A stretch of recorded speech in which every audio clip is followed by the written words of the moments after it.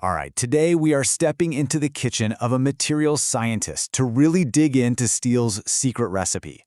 I mean, think about it. It's the material that builds our entire world, from the fork in your hand to the skyscrapers that touch the clouds. But here's the thing. Steel isn't just one material. It's a whole family of them, and each one has its own unique personality. So how is that even possible? Yeah, that's the big question, right? How do you take something as basic as iron and turn it into a material that can be both monstrously strong and, at the same time, delicate enough for a surgeon's scalpel? Well, the answer is you have to treat metallurgy like it's gourmet cooking, where just a few key ingredients, added at exactly the right time, change literally everything. You know, every great recipe has to start with some simple base ingredients. For steel, it's really just iron. But iron has these two fundamental states, or phases, that we absolutely need to get our heads around. Just think of them as the flour and water of our metallic dough. So, first up, we've got austenite. When you heat iron way up, it shifts into this state. It's hot, it's flexible, and, this is the most important part, its atomic structure kind of opens up, which lets it dissolve other elements, like carbon. This is our hot dough phase. It's pliable and it's ready to soak up all those new flavors.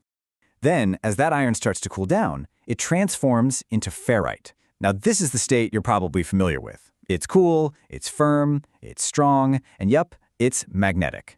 So if austenite is the hot, unformed dough, ferrite is the final, perfectly baked loaf of bread that provides all the structure. So you see the huge contrast here, right? We've got hot, flexible, non-magnetic austenite on one side versus cool, strong, and magnetic ferrite on the other. And the big deal is that austenite can hold a ton of carbon, while ferrite really can't. The entire art of making steel is basically controlling the transformation between these two states. That's the game. Okay, now for the really fun part. Once you've got your base, it's time to add the secret spices. In the world of metallurgy, we call these alloying elements, and they are what give every single type of steel its unique character and its unique properties. And what's wild is that these spices actually have preferences. Some elements, like nickel and manganese, they're what we call austenite lovers. They work to keep the iron in that hot, flexible state for as long as possible. But then you have others, like silicon and chromium, and they are total ferrite fans. They push the iron to switch over to its cool, strong state much more easily. And this diagram here shows exactly what's going on. So look at the left side first. When you add an austenite lover, you actually expand the temperature range where that hot, flexible phase is stable. You can see that little gamma region just gets bigger. Now look over to the right. Adding a ferrite fan does the complete opposite. It shrinks the hot phase and gives more room for that cool, strong structure to form. Now, not all spices have the same kick. This chart is basically the power ranking. Over on the right, you've got the austenite formers. And just look at how carbon and nitrogen tower over everything else. They are incredibly potent. And on the left are the ferrite formers, where guys like titanium and silicon are the real heavy hitters. Metallurgists use charts just like this to precisely dial in their recipes. Okay, so we've got our base ingredients and we've got our spices. So what happens when we start combining them? Well, it pretty much all comes down to 4 master recipes that form the foundation for thousands of different kinds of steel. So our first recipe creates what's called an open gamma field, and you can see that in diagram A. What we're doing here is adding so many austenite lovers, like nickel, that we just completely get rid of the cool ferrite phase. The steel stays flexible and non-magnetic even when it cools all the way down. Now, why on earth would you want that? Well, think about your kitchen sink. It's got to be formed into a complex shape, and it has to resist rust. Those are the signature properties of this austenitic stainless steel. Recipe 2, in diagram B, this is the classic. It's called the expanded field.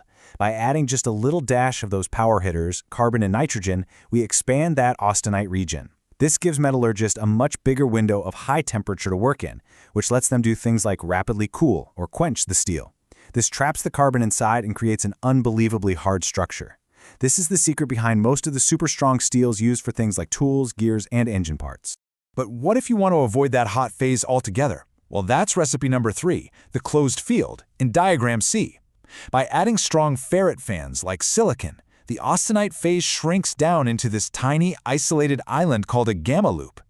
This is absolutely critical for things like the cores of electrical transformers, where you need a material with really specific magnetic properties that won't get messed up by transforming back and forth between phases. And finally, we have recipe 4, the contracted field in diagram D. This one's a much more specialized approach.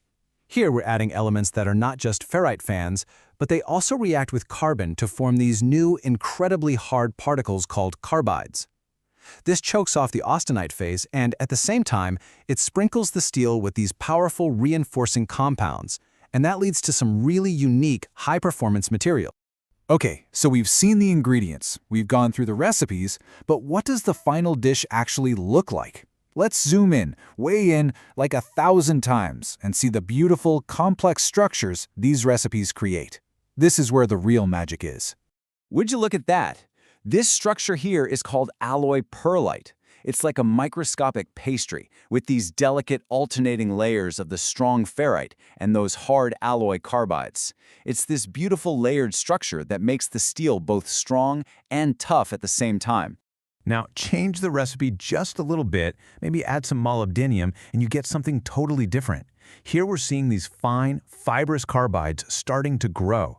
These tiny fibers act like an internal rebar, reinforcing the steel from the inside out and giving it incredible strength, especially at high temperatures.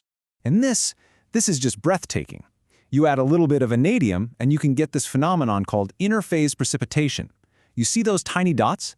They are arranged in these ordered, almost curtain-like sheets of unbelievably hard particles. This isn't random at all. It's a self-assembled nanostructure, and it's all controlled by just picking the right spice for our recipe. So let's bring this all back together. What does this all actually mean for us? Well, it means we have an incredible, almost unbelievable amount of control. By understanding this secret recipe, the two states of iron, and the effect of all these different alloying elements, scientists and engineers can become master chefs. They can design and create the perfect steel for any job you can possibly imagine, whether it's for a jet engine turbine blade or a biocompatible medical implant. This knowledge gives us the power not just to use materials, but to literally invent them from the ground up. It really makes you wonder, with this level of control over the very building blocks of matter, what kind of new materials with seemingly impossible properties are we going to cook up next?